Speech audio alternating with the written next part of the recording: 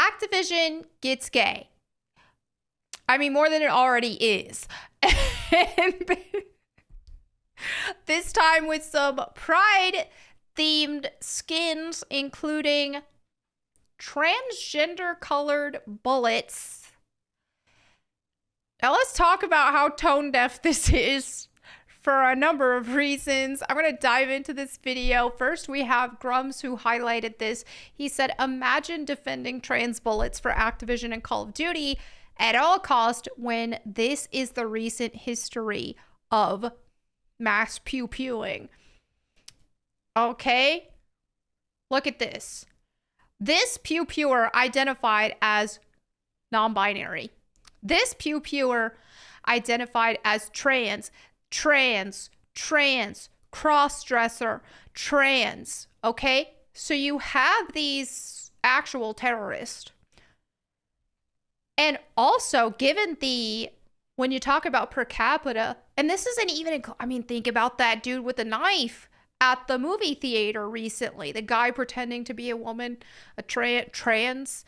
I don't believe transgender is real. I think it's demonic oppression or some people just wanting attention, but there's no such thing as an actual transgender person. All right. I think it's demonic. So anyway, when you factor in per capita, the amount of the violence that has been going on within this community and within trans identified individuals, it's been astonishing. And then here you have bullets that are painted in the trans flag colors. So not only is this tone deaf for the reasons of these terrorists, but also, I mean, that'd be like, hey, what if they put freaking dude, I'm really canceled if I say that. But still, like, what if they put,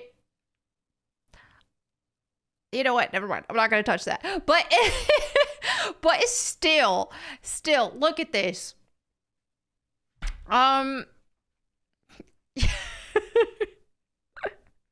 Sorry. But regardless, yes, this is messed up. Also, you got to factor in the look at the statistical data of trans identified individuals who are unaliving themselves. So the unalive rate. Then you got bullets painted.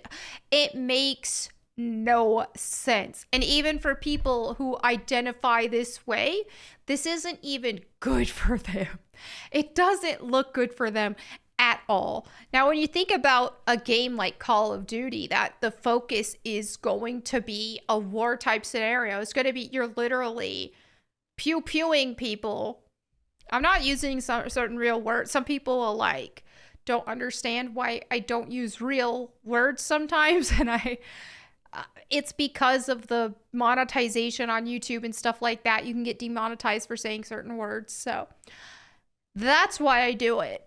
But anyway, yeah, it just doesn't even look good for them. And when in a game that focuses on like war, on pew-pewing people, things like that, it makes no sense whatsoever to incorporate LGBT stuff, to incorporate sexual identity, which, first of all, I don't even think that's real either. And I've talked about that and why I'm not celebrating Pride Month on that video if you want to look at that. But yeah, I don't even believe that's real either. But all of this in general, why are you incorporating sex in a Call of Duty game? Or cross-dressing in a Call of Duty game. Now, if you were to make bullets that had USA flag on them or something, that makes sense if you're honoring the troops who actually have to do this stuff to protect our country, things like that. But this isn't that. It makes no sense to do this. It's stupid. So here we have Yellow Flash. He shared some screenshots that apparently came from an internal email, which Grum's also verified about it. So this is what they said. I haven't read this yet, so we're going to learn together. First of all, they've got this all going on. Team. Games are a powerful medium for expressing identity and fostering connection as they allow us to tell diverse stories and create inclusive spaces where everyone sees themselves reflected. As we celebrate the LGBTQ plus community during Pride Month in the US this June with our theme Power and Pride, we're reminded of the strength and unity that comes from embracing our true selves, supporting one another, and telling our stories in everything we do. This is just cringe for so many reasons. This is literally a write-up about people doing butt stuff. You're really going to glorify and encourage and act like, oh, stunning and brave because people are putting stuff in their butts. Really? Seeing yourself in what they could make poop bullets. They should make poop themed skinned bullets. Seeing yourself in what you do can make all the difference in how you show up, with representation being a key pillar of our inclusive game design IGD efforts. We're even more compelled to ensure all forms of different identities and lived experiences are showcased in our games authentically. Oh, that's so authentic. Well, I gotta give it to you. This is authentic, so they ain't lying. Oh, dear gosh.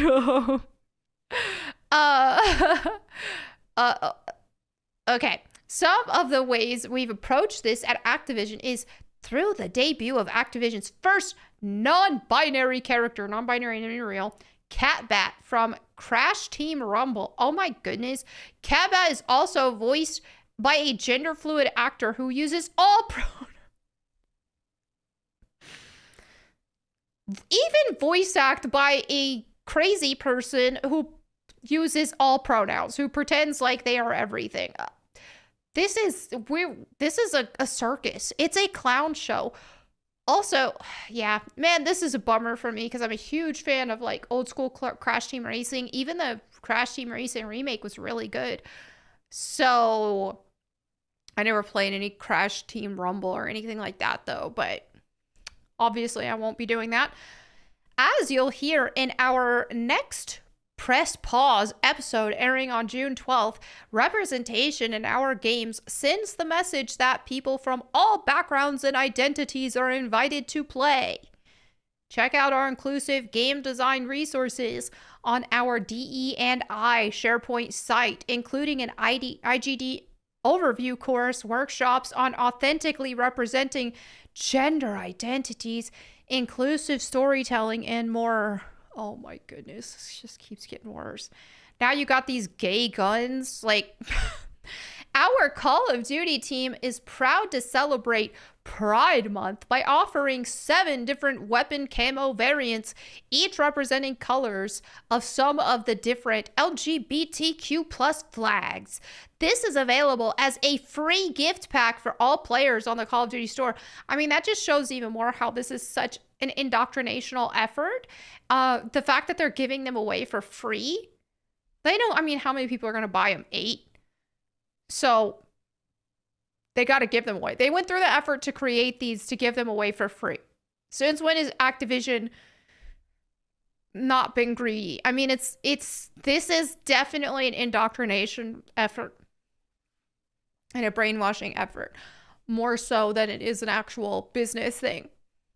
In our offices around the world, we have several opportunities for employees to recognize and celebrate Pride alongside your Activision colleagues. Press Pause. Our next Press Pause episode will feature a conversation with members of our LGBTQ plus community here at Activision. Join the broadcast on June 12th at 10 a.m. to hear Isabel Ovalis, Associate Gameplay Engineer at Sledgehammer Games, and Ash Poprick, writer at High Moon Studios, share how their identities have shaped their lives and careers, highlighting the importance of representation in games. Pride Bingo. We're thrilled to be bringing back Pride Bingo again this year on June 26th at 10 a.m. Stay tuned for a calendar invite with more information in the coming weeks. Local celebrations. Many of our Activision colleagues will be participating in Pride community events in their local areas. We'd love to feature you in our next newsletter. Please send your photos to Camille. Additionally, we encourage everyone to take advantage of these resources to deepen your understanding and support of the LGBTQ plus community. Press pause, okay, all that. Then apparently the final part. In our offices, wait, I already saw that. Additionally, we encourage everyone to take advantage of these resources. We got Press Pause Season 1, a colorful spotlight. Straight for Equality's Guide to Being a Straight Ally. The Trevor Project's Guide to Understanding Gender Identities. The Trevor Project's Allyship in Action Guide. Learn about online safety for LGBTQ plus young people.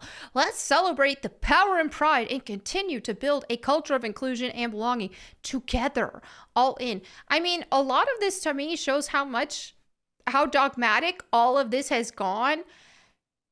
The fact that you have to have a guide, that you have to have not only one guide, but a plethora of guides just to get a basic understanding of all their made up rules about identities, about genders, about sexualities, and all of that. It just shows how unnatural it is. Because do you need a million guides to explain a man and a woman loving each other? No. It's very natural. It's how God designed things to be. You don't need an explanation for it. Do you need an explanation and a huge guide to give you the differences between men and women? No, it's obvious. Look at the skeletal structure. Look at the general anatomy. Look at voices, for example, this, that, and the other. There are a ton of distinct factors, differences between male and female. You don't need that. You don't need a million guides for that because it's natural. It's a part of God's design. And we all inherently know about it. Obviously, you know, a little baby and stuff, they're going to learn this more as they see it. But in general, once your brain is developed, in honestly, long before that, you know the difference between men and women. You know exactly how men and women love each other and how that all works because it's natural. It's God's design. So the fact that they have to literally educate you, and how many times do you hear educate yourself? Well, if you have to be educated on something, then don't pretend it's natural because it's not. Here you have Halo doing the same thing and they turn their replies off. Cringe. It's just beyond cringe. It's indoctrination. It's insanity. Now, this is why, I even made a tweet not long ago, and this is the slippery slope is real, and we have seen it just reach a crazy level to the point where people are making up genders or they're pretending like they're all genders, which we're even seeing Activision celebrate. It's a clown show that we're all expected to play along with against our own common sense. It wasn't about, and they used to, what used to be their tagline, love is love. It's not about that. It never was. Now, do I think that every single person who is involved in this community, every single person who's living a lifestyle like, every dude who is attracted to dudes or or with women or attracted to women, do I think every single one of them are these diabolical, nefarious people who have plans to corrupt the world? No, but I do think that they are influenced by Satan and they don't know it. Everybody has sinful desires, and some people have different sinful desires than others. And so this whole, it's natural though. It's natural because I was born this way. We're born into sin. When you're a little kid, you want to steal another kid's toy because you like it. But that doesn't make stealing okay because it was inherent that you wanted to do it. I think most of us would love to eat ourselves to 400 pounds by indulging in cake and donuts, but it's not good for you. So this is the same difference. Just because someone may be struggling with that sin doesn't make it natural, doesn't make it okay. And it's bad for them. They're hurting themselves and they're hurting the people that they are involving in that. Again, though, I don't think every single person struggling in those sin are nefarious. I think a lot of them are, though, and you've seen that demonstrated, that a lot of people will send you unalive threats or tell you that they hope you're unalived and all of that just because you don't agree with their lifestyle. I can tell you one thing. I have never in the history of my life, when I speak from a Christian perspective and I say, hey, promiscuity is wrong. You shouldn't be doing that. It's sinful. It goes against God's design. And according to the Bible, it will send you to hell. You shouldn't be living that kind of lifestyle. Have I ever had some straight person send me an unalive threat or say I should be unalived for that opinion? No. There are people who don't agree with me because they're not Christians, or if they say they're Christians, they're really not because they don't believe in the Bible. But whatever. They're just like, whatever. But then on that same notion, if I say, hey, homosexuality goes against the Bible calls it a sin. It goes against God's design and God calls it an abomination. So you should turn from that so that you can go to heaven. Then it's, I hope you unalive. I'm going to beat you up. If I ever see you out, you'll regret it. Always violent responses. It's just very telling. But anyway, there you have it for this video. Thank you all so much for hanging out with me. Let me know what you think in the comments below. And if you want to catch my live streams, you can catch them here every Thursday at 9 p.m. Eastern Time, 8 p.m. Central.